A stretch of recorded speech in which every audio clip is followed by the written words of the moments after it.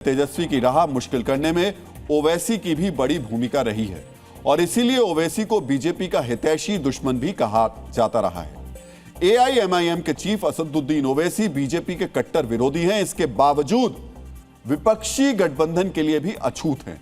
लेकिन इस बार बिहार विधानसभा चुनाव में ओवैसी ने दिखाया उनको महागठबंधन से दूर रखकर तेजस्वी यादव ने कितनी बड़ी भूल की और ओवैसी की दोस्ती को जो ठुकराएगा बिहार में मुसलमान उससे दूर हो जाएगा।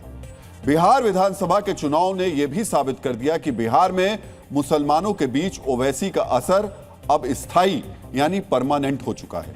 सबसे पहले आपको बिहार विधानसभा चुनाव में असदुद्दीन ओवैसी की पार्टी एआईएमआईएम के प्रदर्शन के बारे में जानना चाहिए और समझना चाहिए कि किस तरह महागठबंधन में शामिल हर दल पर ओवैसी का स्ट्राइक रेट भारी पड़ा और वो भी सिर्फ अपनी ताकत और मुसलमानों में लोकप्रियता के दम पर। एआईएमआईएम ने बिहार में 25 सीटों पर चुनाव लड़ा और 5 सीटों पर जीत दर्ज की और उसका स्ट्राइक रेट 20% रहा, जबकि कांग्रेस ने 61 सीटों पर चुनाव लड़ा और सिर्फ 6 सीटों पर जीत दर्ज की।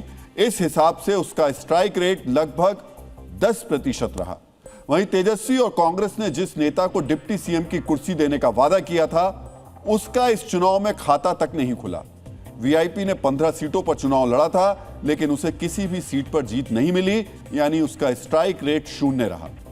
बताइए, जिनको महागठबंधन उप मुख्यमंत्री बनाने वाला था वो खाता तक नहीं खोल पाए।